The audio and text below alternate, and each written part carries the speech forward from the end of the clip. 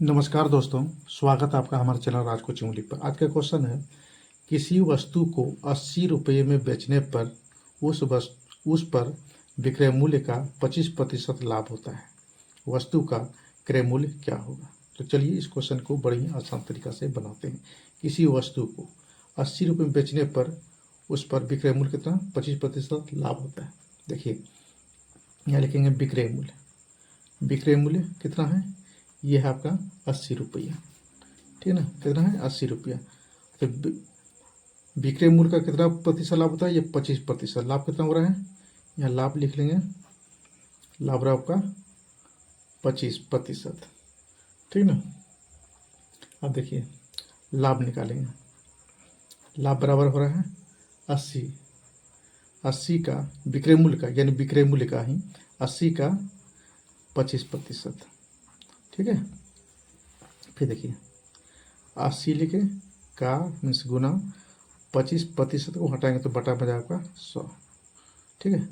25 का 25, 25 चौका 100 और 4 से भागा देंगे 80 में तो हो जाएगा ये 20, यानी लाभ कितना हो रहा है? 20 रुपया का। ठीक है। तो क्रय मूल्य बराबर क्या होता है?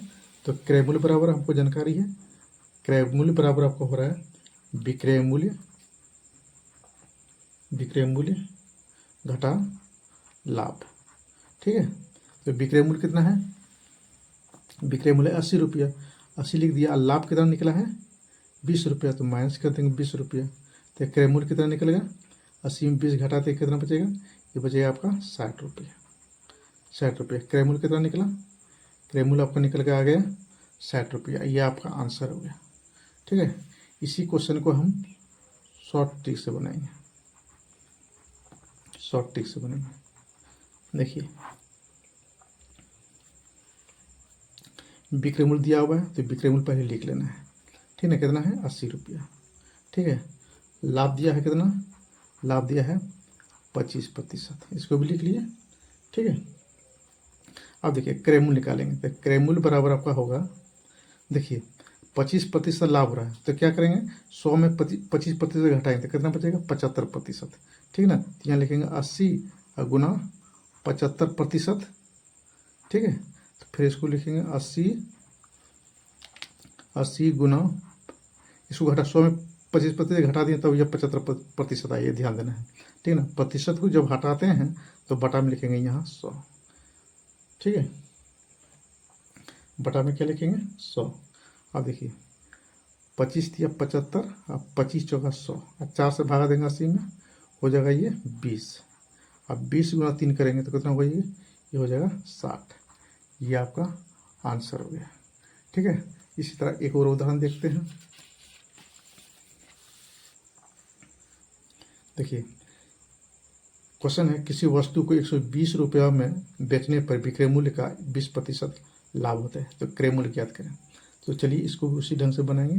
देखिए, विक्रय मूल्य दिया हुआ है, यहाँ विक्रय मूल्य दिया हुआ है कितना? 120 रुपया।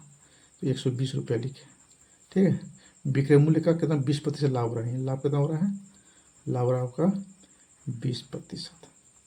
ठीक ना। अब लिखेंगे यहाँ, अब लिखेंगे लाभ बराबर विक्रय मूल्य का, ये विक्रय मूल्य कितना है? तो 120, तो 120 का कितना? 20%। फिर लिखेंगे 120 का में होता है गुना 20 लिखे, प्रतिशत को जब हटाते हैं तो बटा में आ जाएगा आपका 100। ठीक है। एक शून्य इसका कटेगा, शून्य इसका कटेगा, एक शून्य इसका कटेगा, एक शून्य इसका कटेगा, क्या बचा? 12 दूना 24 बच गया। ठीक है ना। 24 क्या निकला? ये निकल गया अब लाभ निकला। लाभ कितना निकला? 24 रुपया। हमको निकालना है क्रय मूल्य। तो क्रय मूल्य बराबर होता है, क्रय मूल्य बराबर होता है विक्रय मूल्य घटा लाभ। ठीक है। कि विक्रय मूल्य कितना है? तो 120 है, तो 120 लिखेंगे, माइनस चिन्ह माइनस देना है। लाभ कितना निकला है? 24 रुपये। 24 में घटा दीजिए और लिखे 10 में 4 चला, कितना बचेगा? 6। ठीक ना। यहाँ बचेगा 1, ये 11 में 2 चला जाए 9, यानी 96 रुपया। ये 96 रुपया आपका क्या निकला? क्रय मूल्य। ठीक ना। वीडियो यदि अच्छी लगी हो तो एक लाइक, कमेंट और चैनल को सब्सक्राइब जरूर कीजिएगा। धन्यवाद।